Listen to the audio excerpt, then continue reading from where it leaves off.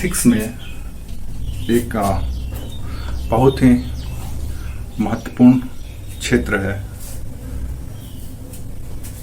प्रतिभा, talent के बारे में। इससे अक्सर सवाल पूछे जाते रहते हैं यूपीएससी मेंस का एथिक्स पेपर में कि टैलेंट क्या है या प्रतिभा क्या है। आज हम उसी टैलेंट पे या प्रतिभा पे बात करने वाले हैं। आप जब इसको समझ लेंगे तो आप आसानी से उस पे पूछे जाने वाले किसी भी तरह के प्रश्नों को हल करने में सहज महसूस करेंगे। तो आज का हमारा टॉपिक है टैलेंट। क्या होता है प्रतिभा?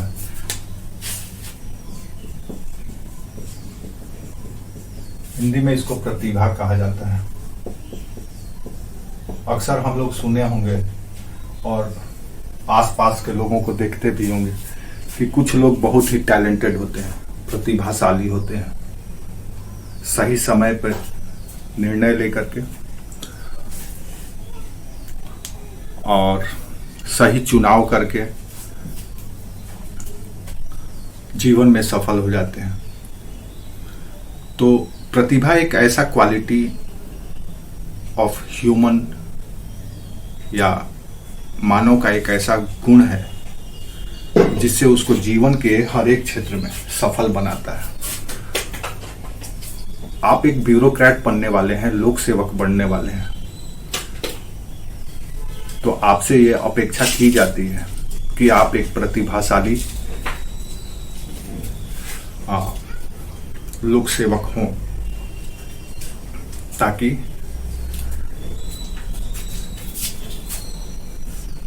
नीतियों का निर्माण और क्रियान्वयन, सामंजस्य और संतुलन बनाने में दक्षता और कुशलता आप में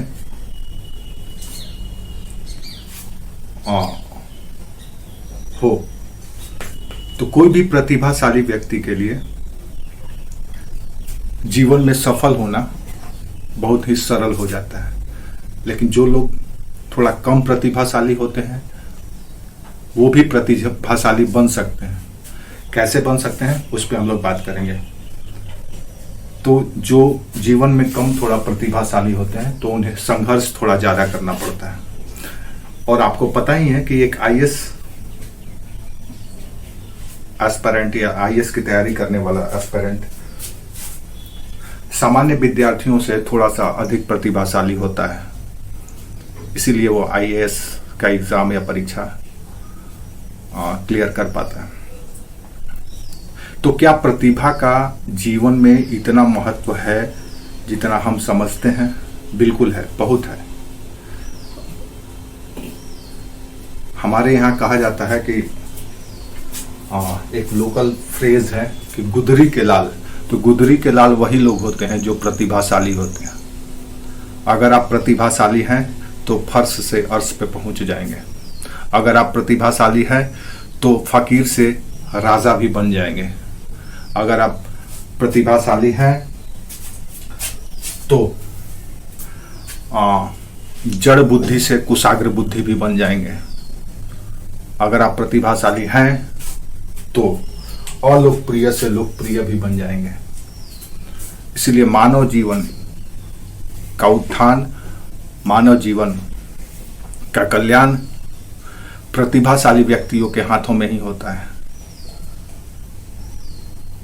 और एक सफल प्रशासक या कुशल प्रशासक वही हो सकता है जिसमें प्रतिभावान या प्रतिभा की गुण हो और वो प्रतिभाशाली हो, यानी टैलेंटेड हो। तो टैलेंट कहते किसको है? क्या है टैलेंट? इसको हम देख लेते हैं। तो सबसे पहले टैलेंट एक तरह से इंटेलेक्चुअल एबिलिटी है, बौद्धिक क्षमता है। टैलेंट या प्रतिभा के दो अव्यय हैं। क्या क्या? इंटेलेक्चुअल एबिलिटी या बौद्धिक दक्षता या क्षमता।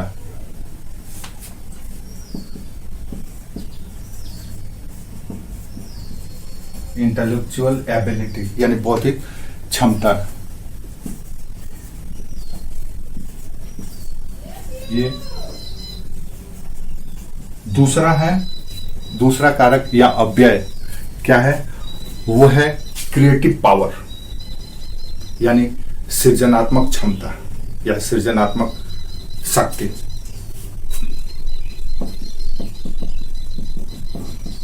पावर,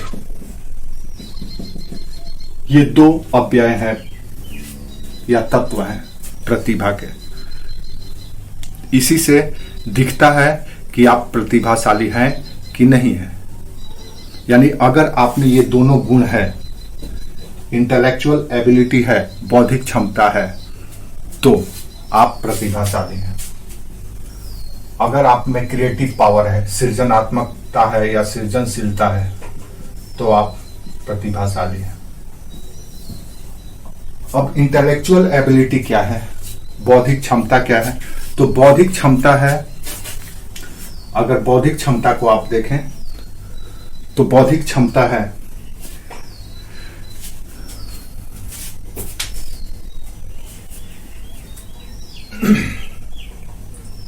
निर्णय लेने की क्षमता। बौद्धिक क्षमता है भेद करने का गुण, भेद करने का गुण, कुशल अकुशल का पहचान, अकुशल की पहचान। और क्या है बौद्धिक क्षमता?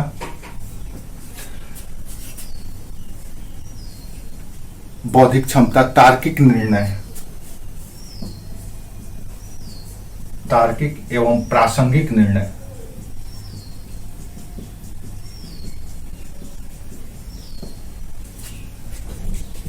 और क्या है बौद्धिक क्षमता? तो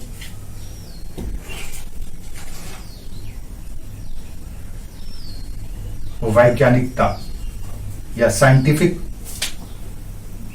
टेम्परामेंट, वैज्ञानिकता, ये सब आपके इंटेलेक्चुअल एबिलिटी है।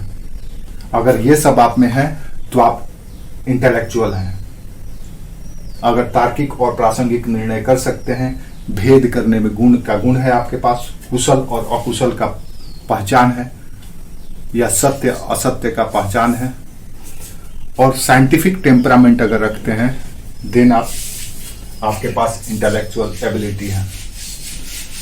और दूसरा सवाल यह होता है कि क्रिएटिव पावर क्या है, सृजनशीलता। अब दूसरे अव्यय की अगर हम बात करें या दूसरे एलिमेंट की बात करें हम कि प्रतिभा में कौन सा शामिल है, तो यह है क्रिएटिव पावर। क्रिएटिविटी हर एक किसी में नहीं होता है, यह प्रतिभाशाली लोगों में ही होता है। और हम लोग देखते हैं कि इसके लिए हम लोगों में एक लोक प्रचलित या सामान्य प्रचलन में एक कहावत है कि पूत के पांव पालने में ही दिख जाते हैं कि वो आगे कितना बेहतर करेगा। मतलब बचपन से ही आपके वो लक्षण दिखाई देने लगते हैं कि आप में क्रिएटिविटी है या नहीं है। यानी ये एक ऐसा क्वालिटी ऑफ ह्यूमन है या क्वालिटी ऑफ मेन है जो समाज को, दुनिया को एक नवीन चीज देता है, क्रिएटिविटी। और ये क्रिएटिविटी कहीं भी हो सकता है। क्रिएटिविटी अनुकरण पे नहीं तैयार होता है, किसी का कॉपी करके क्रिएटिविटी नहीं आता है। क्रिएटिविटी एक सेल्फ क्रिएशन है, स्वयं के द्वारा सृजित किया जाता है, बनाया जाता है। वो किसी भी तरह का हो सकता है, ये विज्ञान में भी हो सकता है, साइंस में भी हो सकता है, कला में भी हो सकता है, आर्ट में भी हो सकता है, साहित्य में भी हो सकता है। और अगर देखें तो जीवन के किसी भी क्षेत्र में, संगीत, नृत्य, हर एक जगह पे जहां नए तत्वों को या नए स्टाइल को सृजित किया जाता है, क्रिएशन किया जाता है, उसको हम सृजनशीलता कहते हैं। फॉर एग्जाम्पल, कई तरह के फिल्म डायरेक्टर या स्क्रिप्ट राइटर होते हैं, सबका अपना अपना क्रिएटिविटी होता है, सबका अपना अपना थीम होता है, सब अपने अपने तरीके से किसी भी तथ्य को या किसी भी फैक्ट को परोसते हैं समाज में। क्रिएटिविटी का ही देन है कि आज हम टेलीकम्युनिकेशन के इस दौर में या संचार क्रांति के इस दौर में पहुंच गए हैं। क्रिएटिविटी का ही एग्जाम्पल है कि मानव आज अर्थ से परमार्थ तक पहुंच गया है, संबंध स्थापित कर लिया है, यानी स्पेस तक पहुंच गया है। तो अर्थ से परमार्थ तक पहुंचने का जो उपलब्धि है वो कहीं ना कहीं क्रिएटिविटी का ही देन है। और आप लोक सेवक या ब्यूरोक्रेट्स बनेंगे तो आपसे भी ये अपेक्षा की जाएगी कि आप में भी क्रिएटिविटी हो, सृजनशीलता हो, रचनात्मकता हो, न्यू इनिशिएटिव या नवीन पहल लाएं। और वर्तमान की सरकार या कोई भी सक्सेसफुल या सफल व्यक्ति में एक क्रिएटिविटी गुण होता है। तो प्रतिभा की अगर बात करें तो प्रतिभा के ये दो एलिमेंट या अव्यय हैं, और इन दोनों अव्ययों के माध्यम से हमारी इंटेलेक्चुअल माइंड या टैलेंट को पहचाना जाता है, जाना जाता है और प्रतिष्ठित भी किया जाता है। तो इसीलिए आप ब्यूरोक्रेट होने के नाते, लोक सेवक होने के नाते या एक समाज का बुद्धिजीवी होने के नाते आपसे ये अपेक्षा की जाती है कि जीवन के हर एक क्षेत्र में या जीवन के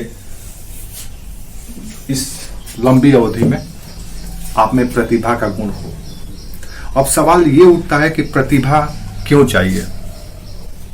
तो आप ऐसे समझ लीजिए कि मानो जिस मुकाम पे पहुंचा है, अगर हम देखें तो शिकारी संग्रहकर्ता से, हंटरिंग लाइफ से शुरू करके मानव इस मुकाम पे पहुंच गया है कि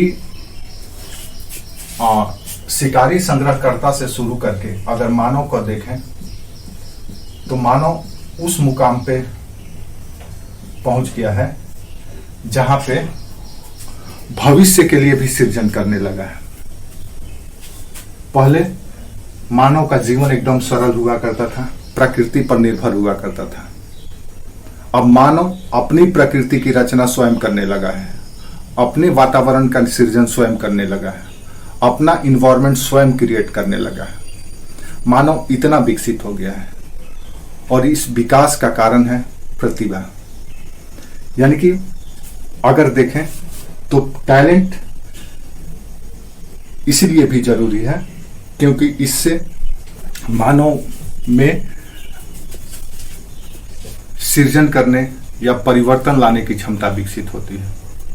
और उसी प्रतिभा के बदौलत मानव इस जगह से लेकर के आज अल्ट्रा मॉडर्न या आधुनिक मानव बन गया है या अति आधुनिक मानव बन गया है। अति आधुनिक मानव का पैर सिर्फ पृथ्वी पर ही नहीं बल्कि अंतरिक्ष तक पहुंच गया है। अति आधुनिक मानव घर बैठे बैठे दूर दराज के लोगों से भी प्रत्यक्ष या सीधे वार्तालाप कर सकता है, कन्वर्सेशन कर सकता है, उसको देख सकता है।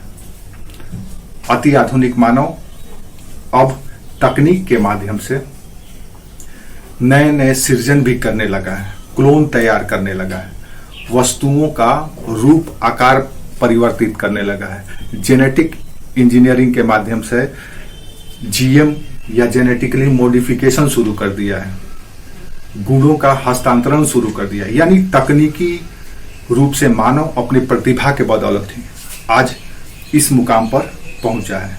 जो प्रकृति पर निर्भर रहने वाला मानव स्वयं प्रकृति का सृजन करने लगा है, आर्टिफिशियल इन्वायरमेंट क्रिएट करने लगा है। जैसे आप देखेंगे तो अलग अलग क्षेत्र में या अलग अलग जगहों पर जहां पे प्रतिकूल वातावरण है या प्रतिकूल माहौल है, वहां भी अपने फेवर में माहौल क्रिएट कर दिया जाता है मानव के द्वारा।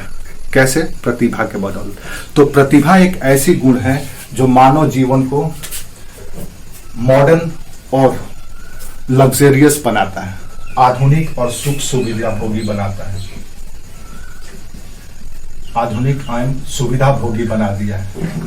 अगर मानव को आगे भी इसको बनाए रखना है तो प्रतिभाशाली निरंतर होना जरूरी है। दूसरा, प्रतिभा के बदौलत ही मानव जटिल से जटिल,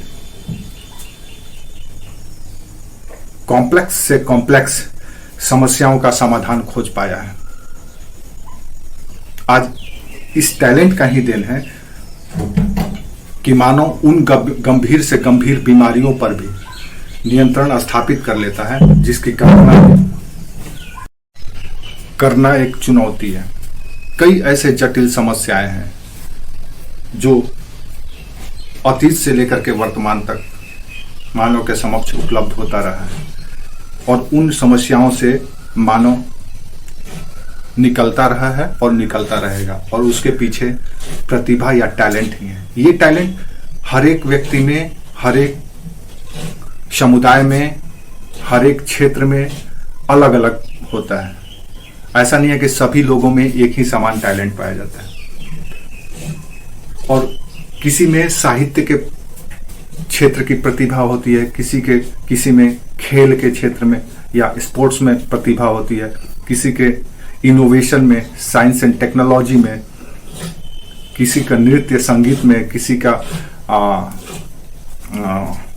स्थापत्य में या इंजीनियरिंग में। हर एक व्यक्ति का हर एक क्षेत्र में अपनी अपनी क्षमता या प्रतिभा होती है और उसी प्रतिभा के बदौलत मानव निरंतर या उत्तरोत्तर विकास करता चला जा रहा है। इसलिए प्रतिभा हमारे लिए एक तो मानव को सुविधा भोगी, मॉडर्न बनाता है, दूसरा जटिल से जटिल समस्याओं का समाधान प्रस्तुत कर देता है। इसीलिए आपके फंडामेंटल ड्यूटीज में इस बात का उल्लेख किया गया है कि मानव को या हर एक नागरिक को साइंटिफिक टेम्परामेंट रखना है, वैज्ञानिक सोच रखना है। वो वैज्ञानिक सोच कहीं ना कहीं आपको प्रतिभाशीलता को ही प्रदर्शित करता है कि हर एक व्यक्ति को प्रतिभाशाली बनना है। अगर राष्ट्र का उत्थान करना है, राष्ट्र का कल्याण करना है, मानव कल्याण करना है, लोक कल्याण करना है, तो हर एक व्यक्ति को प्रतिभाशाली होना पड़ेगा। और आप ब्यूरोक्रेट बन रहे हैं, सिविल सर्वेंट बन रहे हैं, तो आपको तो प्रतिभाशाली होना ही पड़ेगा, क्योंकि पूरे जिले का दायित्व आपके ऊपर होता है। चाहे नीतियों का क्रियान्वयन हो, समय पर उचित फैसले लेने हों, जन जुड़ाव या सरकार के साथ लोगों का जुड़ाव बनाए रखना हो, इन सबों के लिए आप में प्रतिभा होना अनिवार्य है। तो मानव कितना भाग्यशाली होगा, कितना प्रतिष्ठित होगा, कितना प्रसिद्धि होगा, उसमें वो सब के सब प्रतिभा से ही निर्धारित होता है। अब आपके मन में या आपके जेहन में ये सवाल उठता होगा कि प्रतिभा अगर भाग्य का कारक है, प्रतिभा अगर समृद्धि और संपन्नता का कारक है, प्रतिभा अगर प्रसिद्धि का कारक है, तो प्रतिभा क्या जन्मजात होता है? क्या प्रतिभा पैदाइशी होता है? क्या प्रतिभा बायोलॉजिकल क्वालिटी है? क्या प्रतिभा कुदरत का उपहार है? या प्रतिभा वंशानुगत है, आपको पीढ़ी दर पीढ़ी प्राप्त होता है? आपके मन में ये सवाल भी आता होगा। ठीक है, अच्छी बात है कि प्रतिभा कहीं ना कहीं इससे भी हासिल होता है, इसको हम डिनाई नहीं कर सकते हैं, इसको हम पूरी तरह से नहीं नकार सकते हैं कि प्रतिभा इससे नहीं हासिल होता है। लेकिन वो प्रतिभा एक स्वाभाविक प्रतिभा है, वो हमें उपहार में मिला हुआ है, और उपहार से किसी भी व्यक्ति का या किसी भी समाज का या किसी भी जीव का उत्थान या कल्याण नहीं होता है। उपहार तत्कालिक या क्षणिक होता है, जो क्षणिक सुख देता है। लेकिन जब किसी चीज को हासिल किया जाता है, प्राप्त किया जाता है, अर्जित किया जाता है, तो उसका आनंद, उसका सुख और उसकी आप कह सकते हैं कि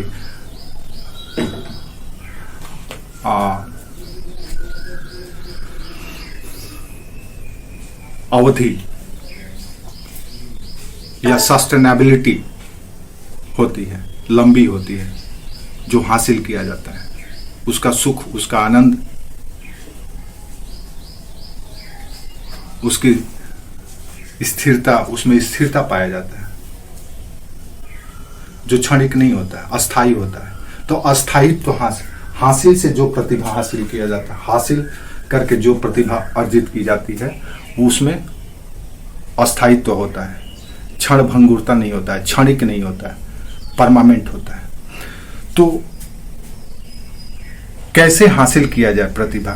किसी व्यक्ति में अगर प्रतिभा की कमी है और उसका उत्थान या कल्याण या उसका विकास या प्रगति या उसकी तरक्की नहीं हो रही है, इसलिए नहीं हो रही है क्योंकि वो प्रतिभाशाली नहीं है, इंटेलेक्चुअल नहीं है या टैलेंटेड नहीं है। तो क्या वो बन सकता है प्रतिभाशाली? बिल्कुल बन सकता है। आप निरंतर अभ्यास करके या प्रैक्टिस कर करके ही जब सिविल सर्विस की तैयारी शुरू करते हैं तो अपने प्रतिभा का उत्तरोत्तर विकास करते हैं। उत्तरोत्तर विकास करने के बाद ही आप उतने प्रतिभाशाली हो जाते हैं जितनी जरूरत आयोग को या कमीशन की होती है। आपसे अपेक्षा होता है कि आप इतने प्रतिभाशाली हैं। जब आप तैयारी करने का निर्णय लेते हैं या जब आप फ्रेशर होते हैं, तैयारी की शुरुआत करते हैं, आप प्रतिभा के उस लेवल पे नहीं होते हैं। आप अपने निरंतर अभ्यास से ही प्रतिभा के इस लेवल पे पहुंच जाते हैं जहां पे आपका सिलेक्शन हो जाता है। तो इसका मतलब है कि अगर स्वाभाविक या बायोलॉजिकल या उपहारात्मक प्रतिभा अगर आपको मिलता है तो उससे कल्याण हो या न हो, लेकिन हासिल किया हुआ प्रतिभा से आपका कल्याण जरूर हो सकता है, समाज का उत्थान भी जरूर हो सकता है और राष्ट्र की समृद्धि भी हो सकता है और मानव जीवन का भी कल्याण हो सकता है। तो कैसे हासिल किया जाता है प्रतिभा? प्रतिभा के कौन कौन से फैक्टर हैं जिससे प्रतिभा सृजित होता है? तो प्रतिभा का सबसे पहला जो फैक्टर है वो है इंटरेस्ट। अब हम बात करने वाले हैं कि वो कौन कौन से फैक्टर हैं जिससे प्रतिभा क्रिएट किया जाता है, तैयार किया जाता है, बनाया जाता है, न कि उपहार की आशा से जिया जा रहा हो या उपहार से सरवाइव किया जा रहा हो। तो हासिल कैसे किया जाता है? तो उपहार सबसे पहला, अगर प्रतिभा हासिल करना है आपको तो उसके लिए आपको इंटरेस्ट पैदा करना होगा, अभिरुचि। पहला इंटरेस्ट, अभिरुचि।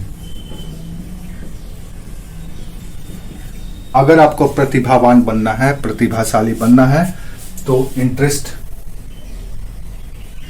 आप में होना चाहिए। किसी भी क्षेत्र में, जिस क्षेत्र में आप प्रतिभाशाली बनना चाहते हैं, विज्ञान के क्षेत्र में, साहित्य के क्षेत्र में, कला के क्षेत्र में, संगीत के क्षेत्र में, नृत्य के क्षेत्र में, लोक सेवक के क्षेत्र में या पॉलिटिशियन के क्षेत्र में, पॉलिटिक्स में, किसी भी क्षेत्र में अगर आप प्रतिभाशाली बनना चाहते हैं तो आपको सबसे पहले अपने अंदर इंटरेस्ट क्रिएट करना होगा, अभिरुचि पैदा करना होगा। अब किसी किसी में स्वाभाविक अभिरुचि होती है, किसी क्षेत्र विशेष या कला विशेष या तकनीक या विज्ञान विशेष में उनकी स्वाभाविक अभिरुचि होती है। जैसे आप देखेंगे कि कुछ लोग बचपन से ही, अगर 10 बालक या बच्चों को एक जगह समूह में खड़ा कर दिया जाए और एक खेल को या अलग अलग खेल उनको चुनने के लिए दे दिया जाए, तो सब बालक उस समय, उनको कोई ये अभिज्ञान नहीं होता, ये नॉलेज नहीं होता है कि कौन सा खेल उनके लिए बेहतर है, कौन सा उनके लिए बुरा है, कौन सा खेलने में सक्षम है। वो उनके पास फैसला लेने या निर्णय लेने की क्षमता नहीं होती है, न तो एबिलिटी होती है, योग्यता होती है, लेकिन उनमें अभिरुचि के अनुसार वे स्वयं पसंद करते हैं। कोई फुटबॉल का गेंद उठा लेगा, कोई बैट उठा लेगा, कोई गिल्ली डंडा उठा लेगा, कोई चेस उठा लेगा। तो वो उनकी स्वाभाविक अभिरुचि होती है, जो उपहार में उनको कुदरत के द्वारा हासिल होता है, वो उनमें वो सॉफ्टवेयर इनपुट या इनबिल्ट होता है। लेकिन अभिरुचि पैदा भी किया जाता है, और जब आप अभिरुचि स्वयं से पैदा कर लेते हैं तो जो स्वाभाविक अभिरुचि है वो प्रतिस्थापित हो जाता है, यानी उसके जगह पे ये काबिज हो जाता है और आप प्रतिभाशाली हो जाते हैं और अपने लक्ष्य को, अपने उद्देश्यों को हासिल कर लेते हैं। तो अभिरुचि आपके अंदर पैदा होना चाहिए किसी भी चीज को। अगर आप में अभिरुचि नहीं होता तो आप तैयारी करने का निर्णय नहीं लेते हैं। आप 10वीं क्लास तक या उससे पहले तक आप में कोई अभिरुचि नहीं था, लेकिन आप में एक समय के बाद अभिरुचि आया। तो अभिरुचि कैसे होता है? तो अभिरुचि यानी इंटरेस्ट पैदा किया जाता है, बनाया जाता है। इंटरेस्ट किसी के प्रभाव में आकर के भी पैदा हो सकता है, किसी से प्रभावित होकर के भी अभिरुचि पैदा किया जा सकता है। जैसे आप किसी से इंस्पायर हो गए, उससे इंस्पायर होकर के आपके अंदर वही काम करने का जुनून या इच्छा पैदा हो गया। तो प्रभाव से भी अभिरुचि या इंटरेस्ट पैदा होता है। दूसरा, जब आपके अंदर किसी चीज को उत्कंठा हो, उत्कंठा भी आपके अंदर अभिरुचि पैदा कर देता है। क्यूरियोसिटी अगर आपके अंदर है तो आपके अंदर अभिरुचि आ जाएगा। तो प्रभाव और उत्कंठा, ये दो चीज आपके अंदर अभिरुचि पैदा कर देता है। और अभिरुचि का मतलब, इंटरेस्ट का मतलब वो है कि वो टेस्ट जिसके लिए आप या जिसको हासिल करने के लिए आप प्रयासरत होते हैं, उसी को अभिरुचि कहते हैं। जो आपको रुचता है, जो आपको जंचता है, जो आपको सूट करता है, वो अभिरुचि है। तो प्रतिभावान बनने के लिए सबसे पहले आप अपने अंदर इंटरेस्ट पैदा कीजिए, जिस भी चीज में या जिस भी क्षेत्र में प्रतिभाशाली होना चाहते हैं। पहला फैक्टर प्रतिभावान होने के लिए लोग इसके बदौलत, या जब ये चीज उनमें पैदा हो जाता है, जब आ जाता है, तो वो किसी भी तरह से अपने अभिरुचि की सिद्धि के लिए, हासिल करने के लिए हर एक तरह के स्ट्रेटेजी, हर एक तरह के साधन, हर एक तरह की रणनीति को अपनाते हैं और अपने रुचि को साकार करते हैं, वो एक आकार देते हैं, उसे प्राप्त कर लेते हैं। अगर रुचि नहीं हो, अभिरुचि नहीं हो आपके अंदर, तो आप किसी भी चीज को हासिल करने के लिए समझौता नहीं करेंगे, प्रयास नहीं करेंगे। इसलिए रुचि पैदा होना सबसे ज्यादा जरूरी है। और अगर आपके अंदर रुचि होगा, तभी उस क्षेत्र विशेष में, जिस क्षेत्र में आप एक मुकाम हासिल करना चाहते हैं, हासिल कर सकते हैं। और तब जाकर के आप उस क्षेत्र विशेष के प्रतिभाशाली व्यक्ति कहलाते हैं। अगर आपके अंदर रुचि आ गया है कि आपको आईएएस बनना है, तो आईएएस के लक्ष्य को तभी प्राप्त करेंगे जब आप में ये आ जाए गुण। और ये गुण एक तो स्वाभाविक भी हो सकता है या फिर कृत्रिम भी हो सकता है। और कृत्रिम दो तरीके से सृजित होता है, प्रभाव से और उत्कंठा से। और जब उत्कंठा और प्रभाव आपके रुचि को बल देने लगता है, रुचि की ओर धक्का देने लगता है, तो आपकी रुचि अभिरुचि और आपकी अभिरुचि आपकी अभिलाषा में बदल जाता है और आपके सपने साकार हो जाते हैं।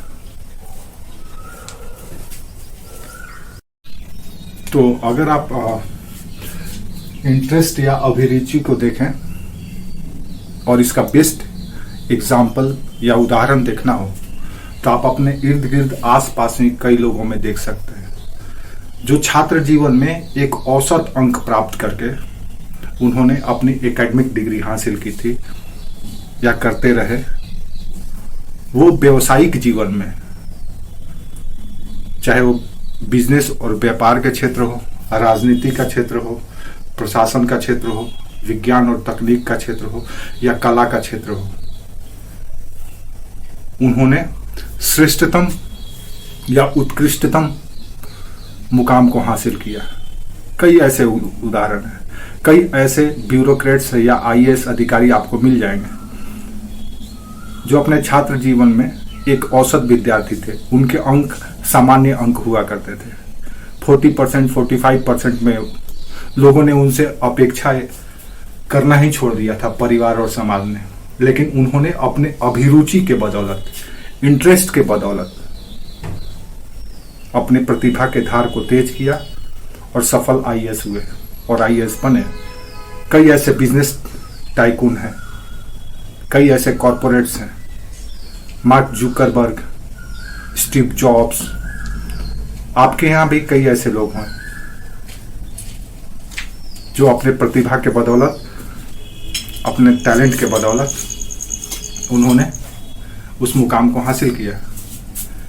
याद रखिए, प्रतिभा शिक्षा का मोहताज नहीं है कि आप में औपचारिक शिक्षा होगा, फॉर्मल एजुकेशन होगा, तभी आप प्रतिभाशाली होंगे, टैलेंटेड होंगे। तो प्रतिभा किसी का मोहताज नहीं होता है। प्रतिभा सृजित भी किया जाता है और उसका सृजन सबसे पहले थ्रू इंटरेस्ट होता है। यानी अगर आप में किसी चीज को लेकर के अभिरुचि जागृत हो गया, अभिरुचि पैदा हो गया, तो आपको प्रतिभाशाली बनने से कोई नहीं रोक सकता है। दूसरा, अगर आपको प्रतिभाशाली बनना है तो दूसरा फैक्टर या दूसरा कारक क्या है जिससे आप प्रतिभाशाली बन सकते हैं?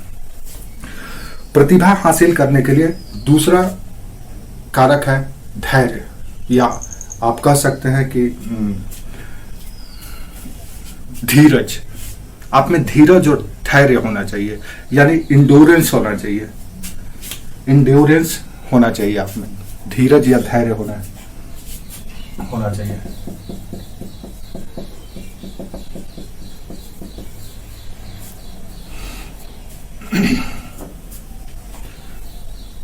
अगर आप में धैर्य है, धीरज है, तो आप प्रतिभाशाली बन जाएंगे।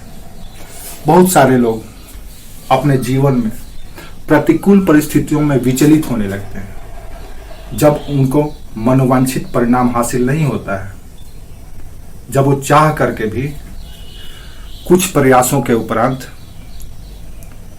वो अपने आप को समर्पित कर देते हैं, सरेंडर कर देते हैं और मार्ग बदल देते हैं, रास्ता बदल देते हैं, लक्ष्य बदल देते हैं। क्यों? क्योंकि उनमें धैर्य का या इंडोरेंस या पेशेंस का अभाव होता है। तो किसी भी प्रतिभावान व्यक्ति का या प्रतिभावान बनने के लिए आपको धैर्यशील या धीरजवान बनना ही पड़ेगा। अगर आप धैर्यशील हैं, धीरजवान हैं, तो ही प्रतिभाशाली होंगे। आप देखेंगे, आप अपने निजी जीवन में या आसपास के लोगों को जब अनुभव करेंगे तो देखेंगे, जो सफल बिजनेसमैन होता है, जो बड़े बड़े कॉरपोरेट होते हैं, उनमें सबसे ज्यादा धैर्य पाया जाता है। और जो वेतन भोगी होते हैं, जो सैलरी जीवी होते हैं, उनमें धैर्य का अभाव होता है। कुछ लोग ऐसा चाहते हैं कि उनको हर एक महीना आय होता रहे, इसलिए वो नौकरी करते हैं, निश्चित आय चाहिए इसलिए नौकरी करते हैं। और कुछ लोग ऐसे होते हैं कि उनको आय नहीं चाहिए, उनको संपदा चाहिए, तो वो निवेश करके धैर्य रखते हैं, इन्वेस्ट करके पेशेंस रखते हैं, इंडोरेंस रखते हैं, इंतजार करते हैं, और एक लंबे समय के उपरांत उन्हें प्रॉफिट हासिल होना शुरू होता है। और जिनमें अधीरता होती है, जिनमें असहनशीलता होती है, जिनमें पेशेंस का अभाव होता है, वो तुरंत विचलित हो जाते हैं, भटक जाते हैं। इसलिए प्रतिभाशाली या प्रतिभावान होने के लिए धैर्य बहुत जरूरी है। और संकट के काल में हमारे यहाँ कहा गया है कि हम लोगों के लोक संस्कृति में कहा गया है कि संकट के काल में इनको जरूर परखना चाहिए। धीरज धैर्य मित्र और उनारी, आपत काल परखहु जारी। अगर आप प्रतिकूल स्थिति या आपातकाल में हैं तो इन चारों का परीक्षण अवश्य कीजिए कि आप में ये शामिल है कि नहीं है। आप में धीरज है, धैर्य है, आपका कौन मित्र है, कौन दुश्मन है, और कौन नारी आप या आपकी पत्नी आपके संगनी है, जीवन संगनी है कि नहीं है, इसका परख आपको संकट में ही करना है। तो धैर्य, धीरज किसी भी प्रतिभाशाली व्यक्ति के लिए या प्रतिभावान बनने के लिए अनिवार्य लक्षण है या अनिवार्य कारक है। धैर्य नहीं तो कुछ भी नहीं। डूबते हुए व्यक्ति भी अपने धैर्य के बदौलत ही किनारे को हासिल कर लेता है। जीवन में कई ऐसे लोग हैं,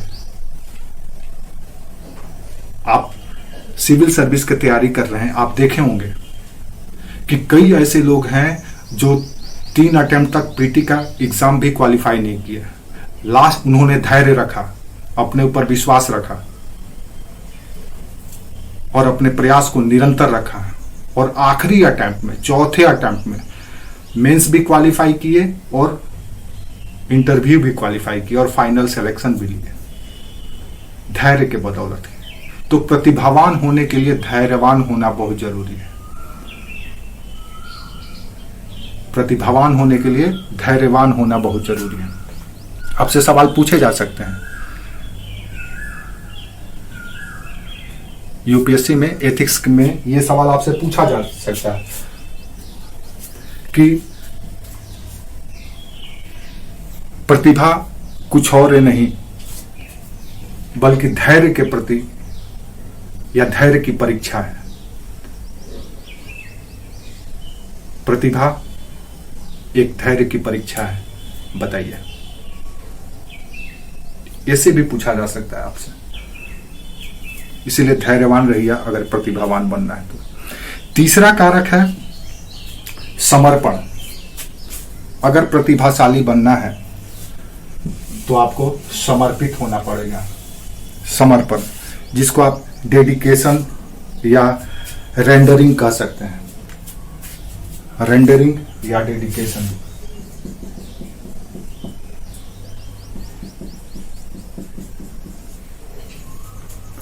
समर्पण,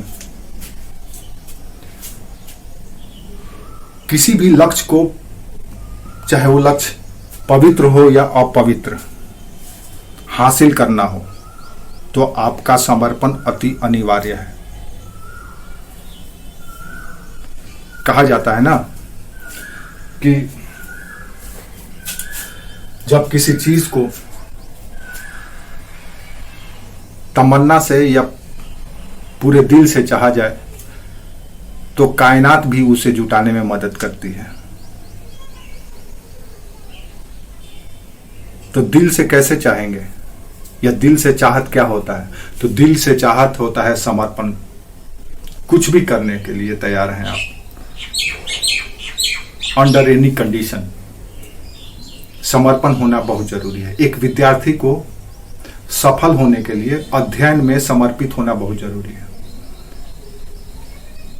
एक बिजनेसमैन को, एक व्यवसायी को व्यवसाय में सफल होने के लिए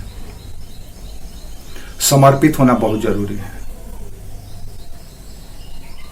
उसके प्रति वो एकांगी हो जाता है, एकाकी हो जाता है। वो चाहिए तो चाहिए, उसके लिए दिन रात सिर्फ और सिर्फ उसी के बारे में सोचता है, उसको हासिल करने के लिए सोचता है। उठता है तो उसी के ख्वाब के साथ और सोता है तो उसी के ख्वाब के साथ।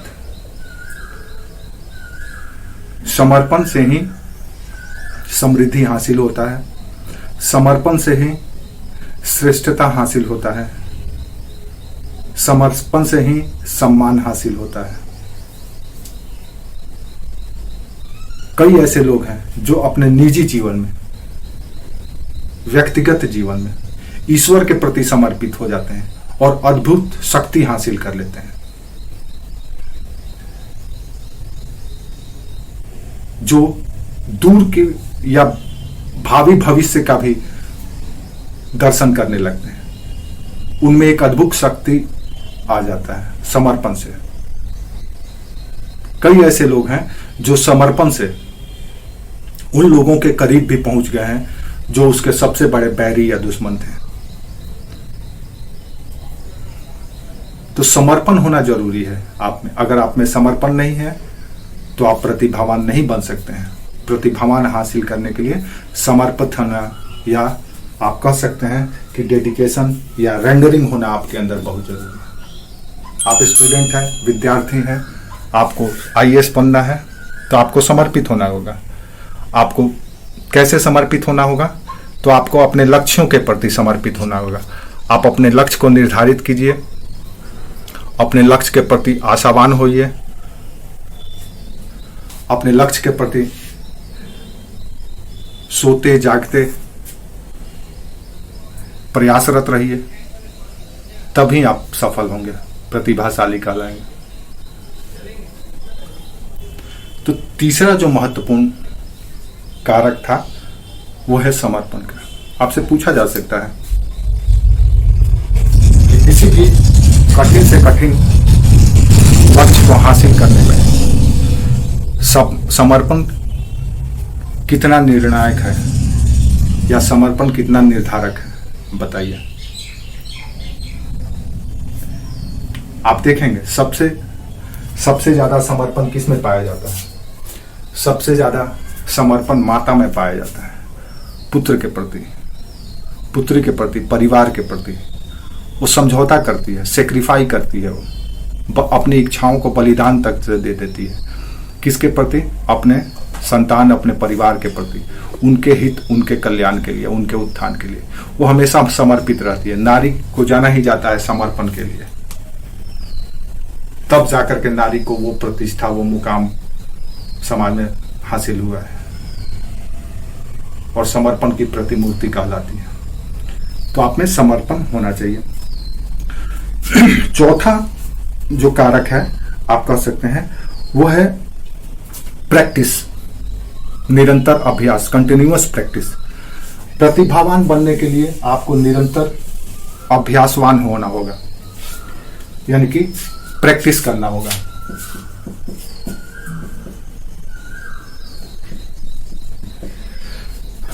प्रैक्टिस करना होगा। कोई भी चीज, किसी भी लक्ष्य को हासिल करने के लिए आप जितना ज्यादा प्रैक्टिस करेंगे उतना ही जल्दी सफल होंगे। जीवन में सफल होने के लिए 3 मंत्र ले लीजिए। Practice, practice, practice. अगर आप में प्रतिभा नहीं है तो प्रैक्टिस आपको प्रतिभावान बना सकता है उस क्षेत्र विशेष में। आप देखेंगे कि एक खिलाड़ी, एक स्पोर्ट्समैन या एक प्लेयर ग्राउंड में मैच से पहले, टूर्नामेंट से पहले वो नेट प्रैक्टिस करता है। तो चाहे कितना भी अच्छा खिलाड़ी क्यों ना हो, चाहे उसके पास कितना ही वर्षों का क्यों ना अनुभव हो, वो प्रैक्टिस करता है, नेट प्रैक्टिस करता है। हाउस में, घर में ही अपना एक आर्टिफिशियल प्रैक्टिस रूम बना लेता है और उसमें वो प्रैक्टिस करता है। कई ऐसे स्टूडेंट हैं जब तैयारी से जुड़ते हैं, सिविल सर्विस की तैयारी से, तो उन्हें कह दिया जाए कि अगर तुम 200 वर्ड्स में कुछ लिखो तो लिख नहीं पाते हैं। लेकिन वो अपने प्रैक्टिस के बदौलत, बार बार लिखने के बदौलत इतने कुशल लेखक बन जाते हैं कि अच्छे अच्छे आर्टिकल लिखने लगते हैं। आंसर राइटिंग तो छोड़ ही दीजिए, वो कल्पनातीत विषयों पर भी लेखन लिखने लगते हैं। उनकी लेखन में इतनी शार्पनेस आ जाता है कि सूक्ष्म से सूक्ष्म वस्तुओं का या विषयों का विश्लेषण करने लगते हैं। किसके बदौलत? लेखन के बदौलत। किसके बदौलत? वो लेखन कहाँ से आया? तो वो लेखन आया प्रैक्टिस से। तो आप जितना ज्यादा प्रैक्टिस करेंगे, यानी अभ्यास करेंगे, आप उतने ही ज्यादा प्रतिभावान होंगे।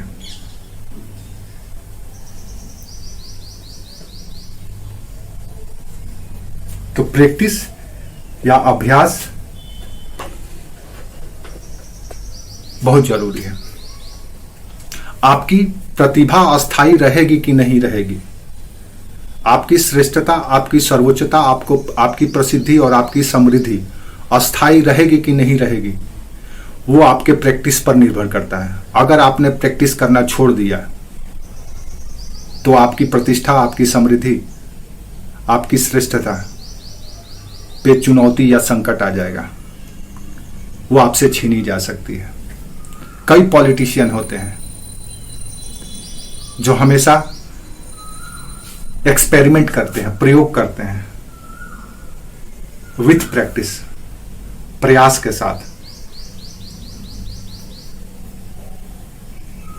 कई ऐसे अभ्यर्थी होते हैं जो अपने प्रैक्टिस के लिए टेस्ट सीरीज ज्वाइन करते हैं। आप टेस्ट सीरीज क्यों ज्वाइन करते हैं? प्रैक्टिस ही तो करते हैं, ताकि आपसे जो भूल हो, जो आपसे गलती हो, उसमें सुधार किया जा सके। तो प्रैक्टिस या अभ्यास आपके भूल को या आपके भूल में निरंतर सुधार को लाता है। अगर सुधार लाना है तो आपको प्रैक्टिस करना होगा। हर एक माहौल में, हर एक वातावरण में, हर एक अवसर पर, हर एक परिस्थिति में जब आप प्रैक्टिस कर लेते हैं तब जाकर के आप काबिल और प्रतिभावान बनते हैं। विपरीत से विपरीत परिस्थितियों में कुशल निर्णय और दक्षता हासिल करते हैं। तो ये भी एक महत्वपूर्ण कारक है आपको प्रतिभावान या प्रतिभाशाली बनाने के लिए और बनने के लिए। नेक्स्ट जो कारक है वो है लॉजिस्टिक, या आप कह सकते हैं तार्किकता। अगर आप में लॉजिस्टिक अप्रोच है या लॉजिकल, अगर आप लॉजिकल माइंड रखते हैं,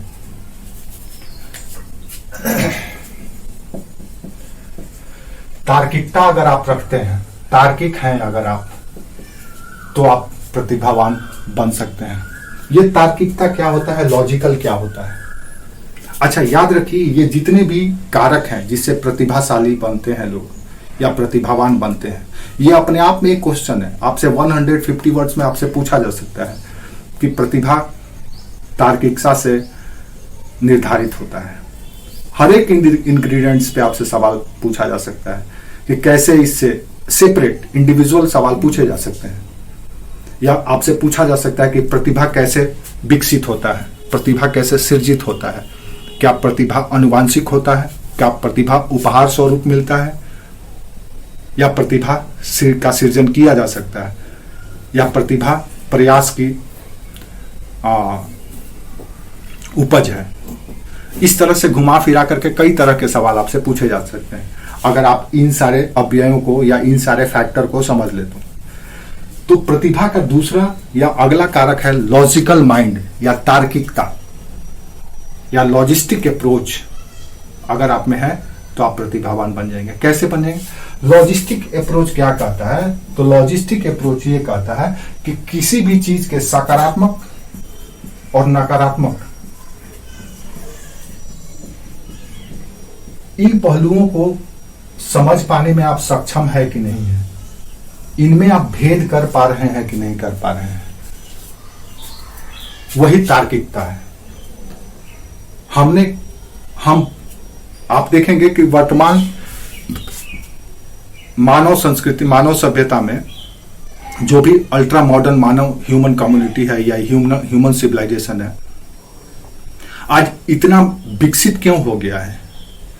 कहीं ना कहीं लॉजिकल माइंड के वजह से, तार्किक बुद्धि के वजह से। तो वो अच्छा और बुरा, सकारात्मक और नकारात्मक, धनात्मक और ऋणात्मक, लाभ और हानि, इसका भेद करने लगा, समझने लगा। यानी मानव तार्किक तभी हो सकता है या मानव तार्किक तभी बनता है जब वो कैलकुलेटिव हो जाता है। और प्रतिभाशाली व्यक्ति कैलकुलेटिव होते हैं, तार्किक होते हैं। आज आप सोचिए, आज से 200 साल 300 साल पहले मानव समाज या ह्यूमन सिविलाइजेशन या ह्यूमन सोसाइटी एक अंधकार के दौर से गुजर रहा था। कई अंधविश्वास थे, रूढ़िवादी थे, रूढ़िवाद था समाज में, संस्कृति में, लोग उन सब चीजों को आंख बंद करके किया करते थे। कई चीज आप देख सकते हैं। अभी आप देखें तो वर्तमान में उसी तार्किकता के बदौलत कई ऐसे फैसले सरकार के द्वारा लिए जाते रहे हैं, जैसे ट्रिपल तलाक को हटाया गया, हलाला को हटाया गया, हिंदू कम्युनिटी में सती को हटाया गया, बाल विवाह को हटाया गया, नर बलि को हटाया गया, बहु विवाह को हटाया। कई ऐसे चीज हैं। महिलाओं को शिक्षा का अधिकार, समानता का अधिकार। पहले आप विश्वास नहीं करेंगे, पहले एक स्पिरिचुअल माइंडसेट ये था कि भारत के लोग समुद्र पार नहीं जाते थे। ऐसा एक अंधविश्वास क्रिएट कर दिया गया था, क्योंकि अपवित्र हो जाएंगे। उसका एक अलग तर्क है, वो उस समय के लिए सही था, लेकिन युग बदलने से तर्क भी बदल जाता है। और हर एक तर्क कोई जरूरी नहीं है कि सबके लिए सूटेबल हो या सबके लिए लाभदायक हो। सबका अपना अपना तर्क होता है। आप देखिए, वैरायटी ऑफ प्रोडक्शन है मार्केट में। इस वैश्वीकरण के दौर में या इस आधुनिकीकरण के दौर में वैरायटी ऑफ प्रोडक्ट है, वैरायटी ऑफ फैसिलिटी है, या वैरायटी ऑफ अपॉर्चुनिटी है। अवसर की भी विविधता है। अब हम अपने तर्क के बदौलत, लाभ हानि के बदौलत, हम उसमें से चूज करते हैं कि हमें कौन सा सूट करेगा या हमें कौन सी जरूरत है। मानव आज अपने तर्क क्षमता के आधार पर ही विज्ञान में भी शोधन करते आ रहा है। विज्ञान सिर्फ मोटर बनाने तक ही सीमित नहीं है। आज विज्ञान सिर्फ पंखा बनाने तक ही सीमित नहीं है, पहिया बनाने तक ही सीमित नहीं है, अग्नि का आविष्कार करने तक ही सीमित नहीं है। आज विज्ञान क्रायोजेनिक टेक्नोलॉजी ले आया है। आज विज्ञान नैनो टेक्नोलॉजी ले आया है। आज विज्ञान जीएम टेक्नोलॉजी ले आया है। आज विज्ञान स्टेम सेल टेक्नोलॉजी, क्लोन ले आया है। कई ऐसे चीज हैं, सुपरसोनिक टेक्नोलॉजी लिया। कई ऐसे चीज हैं जो विज्ञान में शोधन करके या तर्क के आधार पर नियमों को भी बदला गया है, सिद्धांतों को भी बदला गया है। तो तार्किक होना और तार्किक बुद्धि होना किसी भी प्रतिभाशाली व्यक्ति में जरूरी है, या प्रतिभावान बनने के लिए जरूरी है। आप किस स्तर के, किस लेवल के प्रतिभाशाली हैं, इसका निर्धारण आपके तर्क क्षमता से, यानी लॉजिकल माइंड से ही पता चलता है। आप देखेंगे कि क्लास में 200-300 बच्चे क्लास करते हैं, सर से पढ़ते हैं, लेकिन उसमें जिसमें तर्क बुद्धि होता है, जिसमें उपयोगी और अनुपयोगी के बीच में भेद करने आता है, जिसमें अवसर को पहचान करने की क्षमता है, वही सफल होता है। अन्यथा पढ़ते हैं वो 200 लड़के हैं।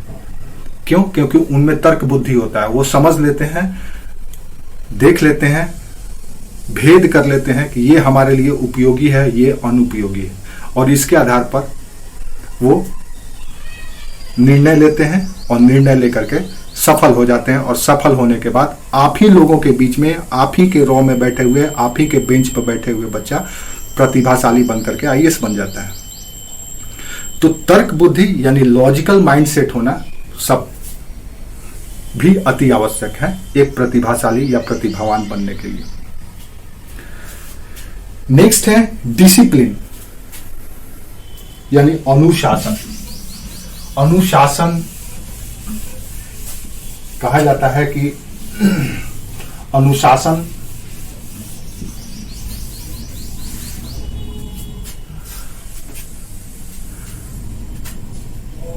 ही किसी देश को महान बनाता है, यानी डिसिप्लिन।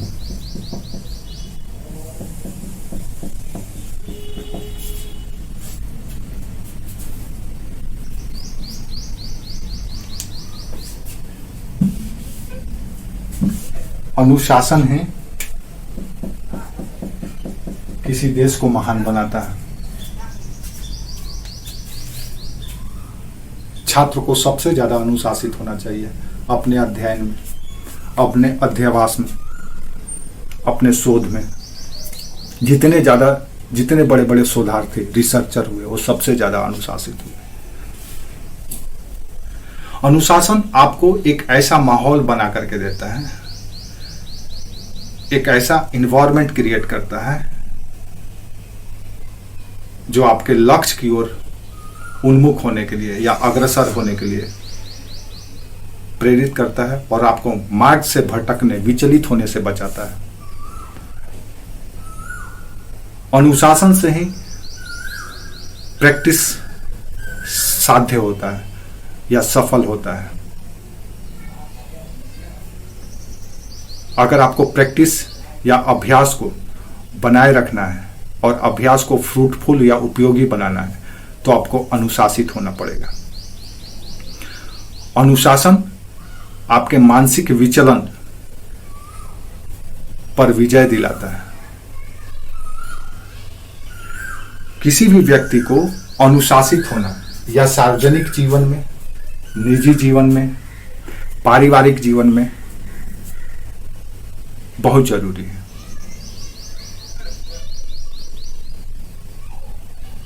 जितने भी सार्वजनिक जीवन के लोग होते हैं वो सबसे ज्यादा अनुशासित होते हैं। जो जितना ज्यादा महान उतना ही ज्यादा अनुशासनवान।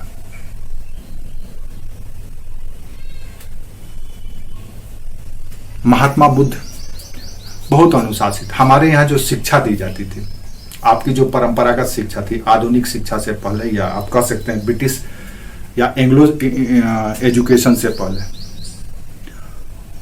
सबसे पहले 2-3 चीजों की शिक्षा दी जाती थी: चरित्र निर्माण, अनुशासन, अभ्यास। इनकी शिक्षा बचपन से ही या पारिवारिक स्तर से ही देना शुरू की जाती थी। परिवार में सबसे पहले आपको किस चीज की शिक्षा दी जाती है? अनुशासन की। परिवार में किसके साथ कैसा व्यवहार करना है, कब सोना है, कब उठना है, सब कुछ अनुशासन के द्वारा ही उसको निरंतर रखा जाता है। तो जीवन में प्रतिभाशाली बनने के लिए, सफल होने के लिए डिसिप्लिन होना बहुत जरूरी है। अगर आप में डिसिप्लिन नहीं है, अनुशासन नहीं है, तो आप अपने मार्ग से भटक सकते हैं, आपको सम्मान भी नहीं मिलेगा। अनुशासन ही सिद्धांत को भी जन्म देता है।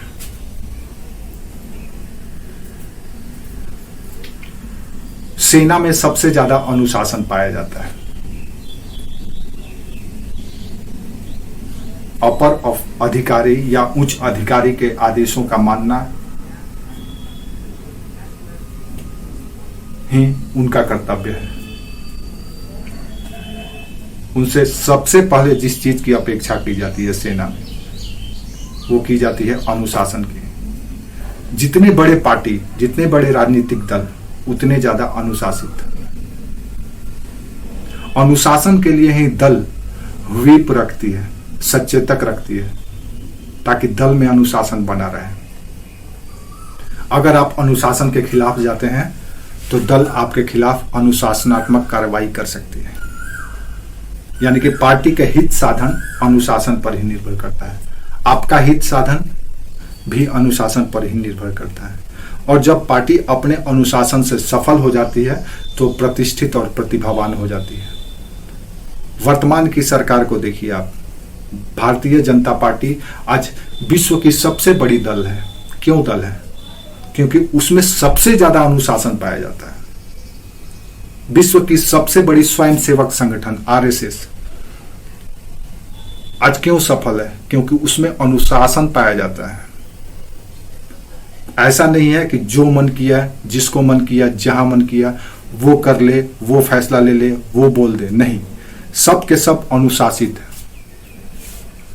तो अनुशासन किसी भी व्यवस्था को बनाए रखने के लिए, उसको निरंतर रखने के लिए बहुत जरूरी है। और आपके जीवन में भी जब आप अधिकारी या ब्यूरोक्रेट्स बन जाएंगे, आईएएस ऑफिसर बन जाएंगे, लोक सेवक बन जाएंगे। तो आप अपने अधीनस्थों से सबसे पहले जो जिस चीज की अपेक्षा करेंगे वो होगी अनुशासन की। जो दायित्व तो उन्हें दिया जाए वो नियत समय पे, नियत मात्रा में करें, वो आप अपेक्षा करेंगे। अगर नहीं करेंगे तो आप उनके खिलाफ अनुशासनात्मक कार्रवाई कर सकते हैं। आप कल्पना कीजिए, आप एक किसी जिले का प्रमुख बन करके, जिलाधिकारी बन करके बैठे हैं और आपका एक अधीनस्थ आकर के आपके साथ अनफॉर्मल तरीके से बात करे, तो आप इस चीज को बर्दाश्त करेंगे? नहीं करेंगे। प्यून से ये उम्मीद करेंगे कि वो प्यून की तरह व्यवहार करे और प्यून वाला दायित्व निर्वहन करे और अपने अनुशासन में रहे। आपके ऑफिस में, कार्यालय में प्रवेश से पहले वो इजाजत ले, परमिशन ले, तब वो प्रवेश करे, इंटर करे। तो अनुशासन बहुत जरूरी है। अगर अनुशासन नहीं है तो प्रतिभावान नहीं बन सकते हैं आप किसी भी सफलता के लिए। आप तैयारी कर रहे हैं, आप में अनुशासन नहीं है, अनुशासित जीवन नहीं जीते हैं। आज घूमने चले गए, आज सिनेमा देखने चले गए, 4 घंटा नहीं पढ़े, 1 घंटा पढ़े, 2 घंटा पढ़े, उसके बाद चले गए, तो आपकी सफलता अनिश्चित है।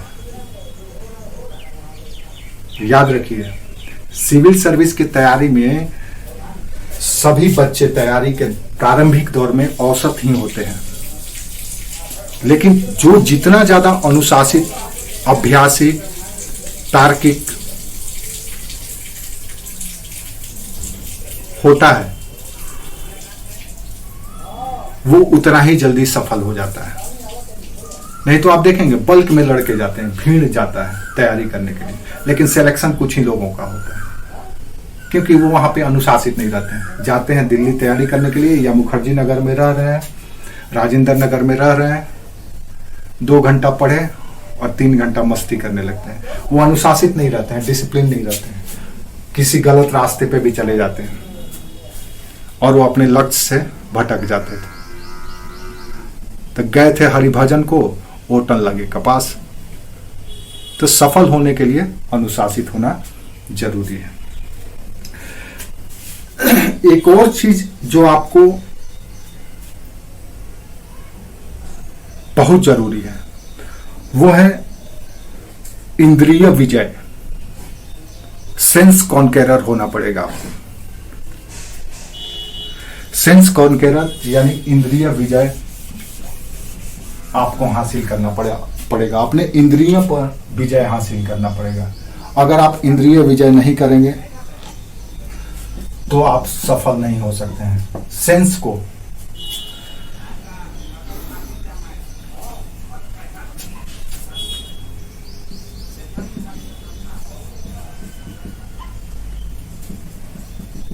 सेंस कॉन्केरर होना पड़ेगा आपको।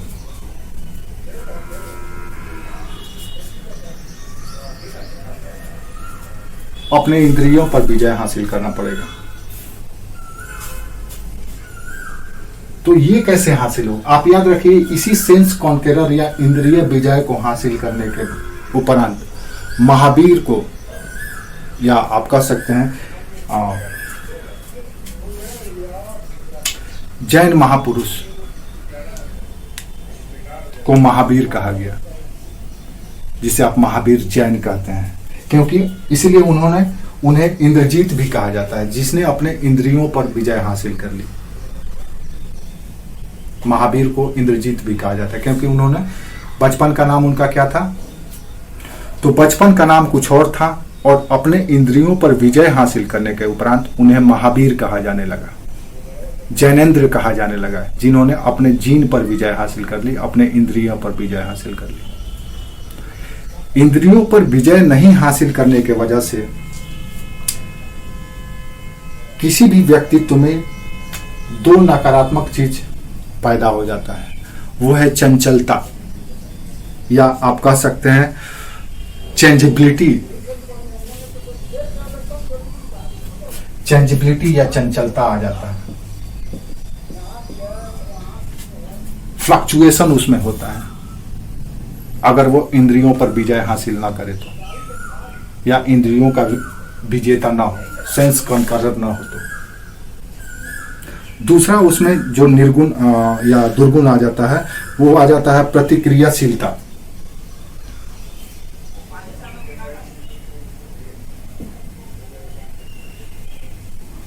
यानी वो रिएक्शनरी हो जाता है, प्रतिक्रियाशीलता।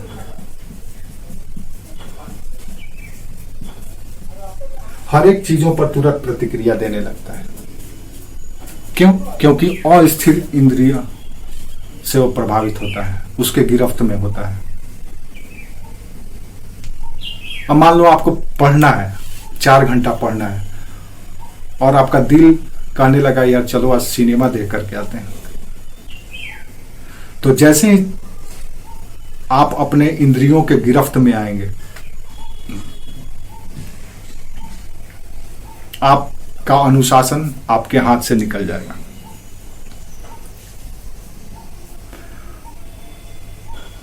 चंचल मन बहुत परेशान करता है। बच्चा चंचल होता है, इसीलिए वो किसी लक्ष्य को हासिल नहीं करता है। और जो ताउम्र चंचल बने रहते हैं, उनको जीवन में बड़ी समस्या होती है। चंचल लक्ष्य साधन में एक बाधा है। ऐसा नहीं है कि चंचलता नहीं होना चाहिए, लेजी होना चाहिए, हम ये नहीं कर रहे हैं। चंचलता आप अपने स्वभाव में रखिए, लेकिन उद्देश्य साधन में चंचलता को साइड में रखिए। उद्देश्य साधन में चंचलता को किनारे रखिए, और ये चंचलता तभी आपके अधीन होगा जब आप अपने इंद्रियों पर नियंत्रण करेंगे। तो प्रतिभावान होने के लिए चंचलता और प्रतिक्रियाशीलता यानी रिएक्शनरी भी थोड़ा कम होना चाहिए। क्यों कम होना चाहिए? अब ऐसा नहीं है कि किसी भी परिस्थिति, किसी भी भाव पे आप तुरंत रिएक्शन देने लगे। जैसे कुछ लोग होते हैं कि किसी भी प्रतिकूल परिस्थिति या विपरीत परिस्थिति या अनवांछित परिस्थिति को देखते ही तुरंत प्रतिक्रिया देने लगते हैं। आप एक उदाहरण से समझिए। भारत अभी जिस दौर से गुजर रहा है, क्षेत्र विशेष, स्थान विशेष, राज्य विशेष में कुछ न कुछ अस्थिरता आपको देखने को मिलता है। धर्म के नाम पर, व्यापार के नाम पर, या किसी भी नाम पर लोग उपद्रव करने लगते हैं, हिंसात्मक हो जाते हैं। लेकिन जो सत्ता पर बैठा हुआ व्यक्ति है, वो बहुत ही धीरज और धैर्य के साथ इन परिस्थितियों को हैंडल करता है। वो तुरंत प्रतिक्रिया नहीं देता है, वेट करता है, एक एक पहलू को देखता है और उसके बाद ही अपना फैसला लेता है। अन्यथा जो अधीर मानसिकता के इंद्रिय जाल में फंसे हुए व्यक्ति अगर उस सत्ता पर बैठा होता तो सोचो क्या करता। वो कुछ ऐसा फैसला ले सकता था जो भावी भविष्य में उसके लिए नुकसानदेह होता, समाज के लिए नुकसानदेह होता, देश के लिए नुकसानदेह होता। तो प्रतिभावान बनने के लिए आपको इन दोनों पर दोनों का नियंत्रण या विजय जरूरी है। और इन दोनों पर नियंत्रण या विजय आपको अपने इंद्रियों पर विजय के माध्यम से ही हासिल कर सकते हैं। अब इंद्रिय विजय कैसे होगा? अभी का जो इन्वायरमेंट है, अभी का जो वातावरण है आपके आसपास का, आपको बहुत ही चंचल बनाता है। आपके पास कई साधन है जो आपको चंचल और प्रतिक्रियाशील बना देता है, हाइपर बना देता है। आप देख करके, सुन करके चंचल हो जाते हैं। लोगों को देखते हैं, टीवी में देखते हैं, इंटरनेट पे देखते हैं, सोशल मीडिया पर देखते हैं, रेडियो पे सुनते हैं, कहीं भी देख करके आप तुरंत चंचल और प्रतिक्रियाशील हो जाते हैं। उसको देखकर देखते हैं कि फलना ऐसे कर दिया तो आप भी ऐसे कर लें, और आप अपना फैसला या आप अपने पहले के प्रयास या अनुभव को दरकिनार करके दूसरा निर्णय या दूसरे ओर उन्मुख हो जाते हैं। तो अभी इंद्रिय विजय या इंद्रिय साधना सबसे चुनौतीपूर्ण कार्य है। तो इसके लिए आपके पास आपके परंपरागत शिक्षा या आपके स्पिरिचुअल टेक्स्ट में इसका भी उपाय दिया गया है, इस पे नियंत्रण हासिल किया जा सकता है। और इसके लिए सबसे बेस्ट उपाय है योग। अगर आप योग करते हैं तो आप इस पे नियंत्रण पा सकते हैं। आप जितने भी लोग देखेंगे, महावीर को देखिए, बुद्ध को देखिए, गांधी को देखिए, टैगोर को देखिए, विवेकानंद को देखिए, आप जितने भी सफल लोगों को देखेंगे वो कहीं ना कहीं अपने इंद्रिय विजय के माध्यम से ही सफलता हासिल की है। और उसके लिए आपको योग एक सहायक के रूप में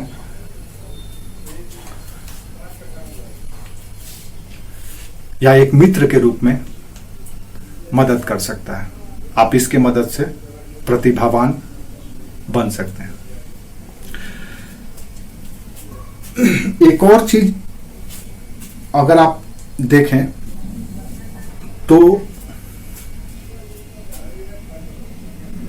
प्रतिभावान होने के लिए आपके अंदर दृढ़ता या अटलता होना भी जरूरी है। आप कितने भाग्यशाली होंगे। जैसे हम लोग भाग्य शब्द का मतलब या लक का मतलब ये समझते हैं कि प्रारब्ध के कर्मों का फल ही लक है, या प्रारब्ध के कर्मों द्वारा जो अवसर सृजित किया जाता है, अवसर आपको उपलब्ध किया जाता है, वही लक है। जैसे देखेंगे आप, बहुत सारे लोग ऐसे होते हैं जिनको कुछ ऐसे अवसर मिल जाते हैं जिसकी वो कल्पना भी नहीं करते हैं। ये लक ही तो होता है, ये लक ही तो है जो कम प्रयास में ही लोग सफल भी हो जाते हैं। हालांकि किसी भी सफलता में लक का योगदान 1% होता है। आप देखेंगे कि आप बहुत टैलेंटेड थे, आपने प्रीलिम्स में अच्छे स्कोर करके प्रीलिम्स क्वालिफाई किया, मेंस में भी अच्छा नंबर लाया। जिस दिन इंटरव्यू देने गए उस दिन आप मानसिक रूप से अस्थिर हो गए, या कोई ऐसी विपरीत परिस्थिति आपके सामने आ गई कि आप अधीर हो गए। इंटरव्यू रूम में या बोर्ड रूम में आप जब वहां पे गए तो उन लोगों को देख करके आप अंदर से, कल तक जो बहुत धैर्यवान थे, अनुशासित थे, लेकिन उन लोगों को देख करके आप विचलित होने लगे। आपको उनके द्वारा पूछे गए सभी प्रश्नों का उत्तर बखूबी पता था, आप दे सकते थे, देते आ रहे थे, लेकिन उस समय वहां पे जाने के बाद आप नहीं दे पाए। इसका मतलब यह है कि आपका प्रारब्ध में ही नहीं लिखा हुआ था, प्रारब्ध का कर्म फल था कि आपका सिलेक्शन नहीं होना है। हो सकता है बोर्ड के मेंबर के साथ आपका ट्यूनिंग या एडजस्टमेंट गड़बड़ा जाए, तो ऐसी स्थिति में आप अनपेक्षित व्यवहार करने लगे जिस पर आपका नियंत्रण नहीं हो, तो लक भी काम करता है। और लक प्रारब्ध के कर्मों का फल है, या प्रारब्ध के कर्मों द्वारा सृजित अवसर है। और आपको पता ही है कि अभी गूगल कालीन इस विश्व में अगर आपको सफल होना है तो लक, लेबर, चांस और चोरी, इसका सम्मान कीजिए और इसको पकड़िए। अगर सफल होना है तो आपको लक, अवसर मिलता है, भाग्य मिलता है, तो उसको भुनाइए, श्रम कीजिए। सफल होने के लिए अगर चोरी भी करना पड़े तो चोरी कर लीजिए, बाद में समाज को, राष्ट्र को लौटा दीजिएगा सूद के साथ। और अवसर को पहचानिए। बहुत सारे लोग इसलिए जीवन में विफल हो जाते हैं क्योंकि वो अवसर को ही नहीं पहचान पाते हैं। कई ऐसे लोग हैं जो आईएएस बनने के लिए इस दौरान कई सरकारी या कई ऐसे अपॉर्चुनिटी को लात मार दिए होते हैं।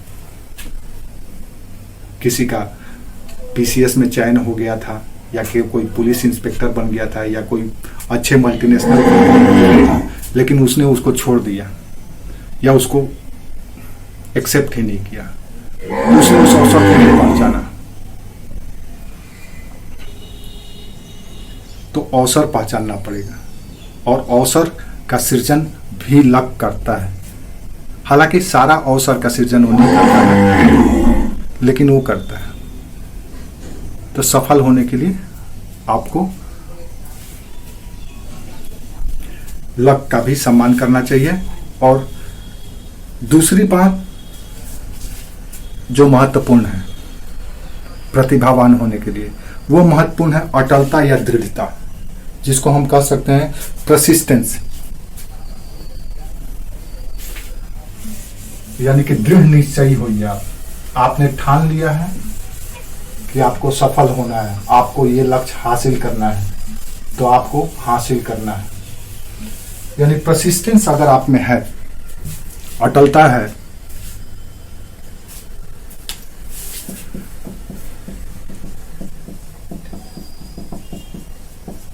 अगर आप में अटलता है या दृढ़ता है तो आप प्रतिभावान होंगे।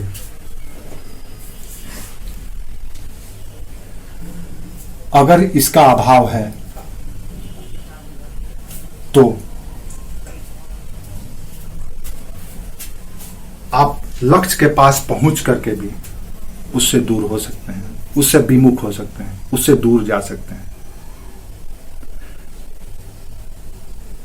हमारे यहां एक योग ही है, हठ योग।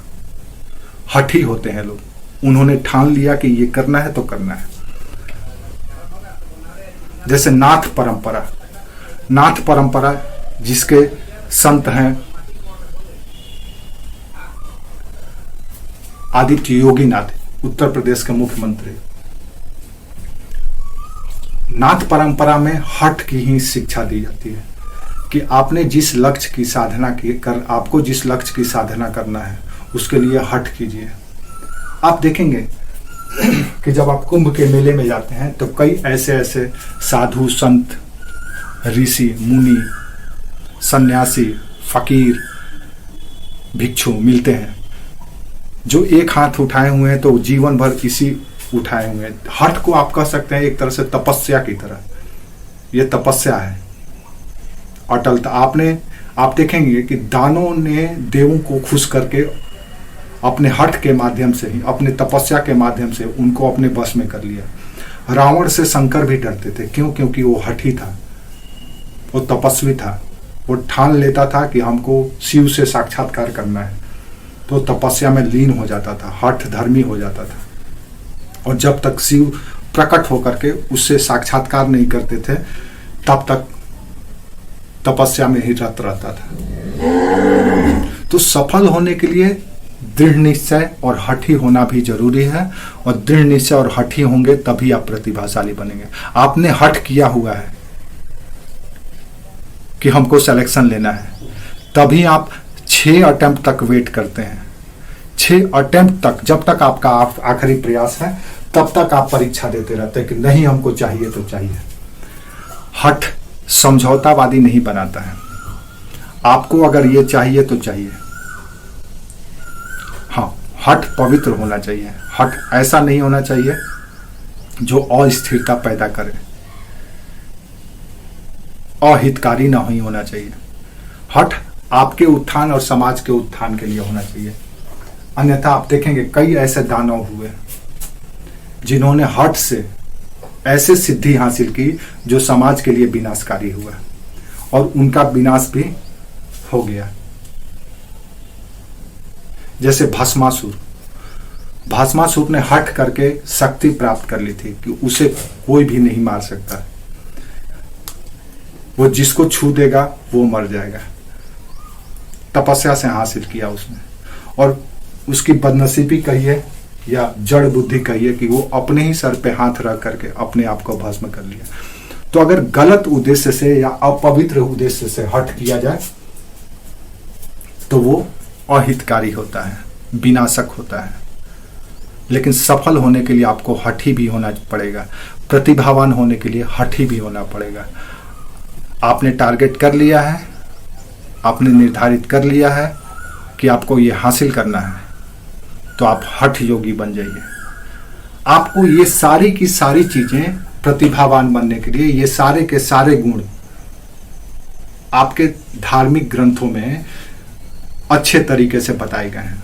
आप इन सारे गुणों का अगर अनुभव करना चाहते हैं तो आप गीता का अध्ययन कर लीजिए। गीता एक ऐसी पुस्तक है, हम तो कहते हैं कि गीता को जितने IIM में भी पढ़ाना चाहिए। वो दुनिया का सबसे बेस्ट मैनेजमेंट बुक है। गीता को अगर किसी प्रबंधक को पढ़ा दिया जाए तो सबसे कुशल प्रबंधक होगा, क्योंकि उसमें ये किसी भी व्यक्ति को प्रतिभावान बनाने की तकनीक या पद्धति बताई गई है। अर्जुन में प्रतिभा कैसे आई? तो अर्जुन में प्रतिभा इसी वजह से, इन्हीं सारे अव्ययों के वजह से या इन्हीं सारे कारकों के वजह से आया था, तभी जाकर के वो प्रतिभाशाली बने थे। भीम गदाधारी थे, गदा चलाने में बहुत प्रतिभाशाली थे। क्यों थे? क्योंकि उन्होंने प्रैक्टिस किया था, उन्होंने शक्ति अर्जन किया था। युधिष्ठिर शांत चित्त थे, विवेक बुद्धि उनमें बहुत ज्यादा था। लेकिन जब इसका औसत इन सभी तत्वों का सामंजस्य हो, आनुपातिक सामंजस्य हो, सब समान अनुपात में हो, तभी जाकर के आप प्रतिभावान बनते हैं। कोई कम कोई ज्यादा से नहीं होता है, सबका समान अनुपात यानी बैलेंस बनाना पड़ेगा। आपको इन सारे कारकों का एक बैलेंस बनाना पड़ेगा प्रतिभावान बनने के लिए। अगर कोई भी कम और कोई भी ज्यादा होगा तो थोड़ा लेट से प्रतिभाशाली या स्वयं को सिद्ध कर पाएंगे, या प्रतिभावान पे या प्रतिभाशीलता पर, आपका टैलेंट पर आपका थोड़ा सा इफ और बट लगा रहेगा। तो एक श्रेष्ठ प्रतिभाशाली या एक उत्कृष्ट प्रतिभाशाली होने के लिए, या आप कह सकते हैं कि एक निश्चल प्रतिभाशाली होने के लिए इन सबों का संतुलन होना, बैलेंस होना जरूरी है। अब सवाल देखते हैं कि आपसे यूपीएससी में क्या पूछा जा सकता है। ये एथिक्स का पेपर है और इतने इसके तत्व हैं या अव्यय हैं जिनको अगर आप समझ गए तो आप आसानी से आंसर लिख सकते हैं। कोई किसी केस के साथ आपसे सवाल पूछा जा सकता है कि एक कुशल लोक सेवक के लिए क्या सिर्फ और सिर्फ प्रतिभावान होना ही जरूरी है, या एक कुशल लोक सेवक में किन किन गुणों का होना जरूरी है? तो उसमें एक गुण प्रतिभावान होना भी जरूरी है। और प्रतिभावान या टैलेंट एक ऐसा गुण है जो कई गुणों का संकलन या संश्लेषण है। अगर आप इसको समझ गए तो आपको एथिक्स का कई क्वेश्चन आसानी से समझ लेंगे।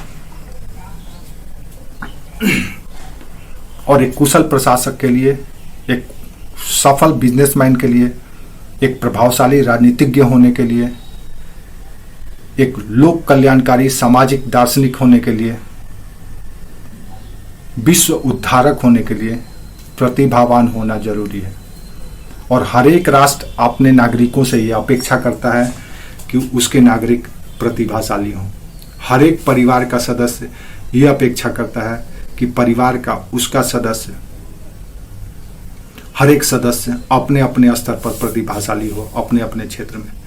और अभी के इस समय में, युग में, प्रतियोगी युग में, जो सबसे ज्यादा प्रतिभाशाली वो उतना ही ज्यादा सफल।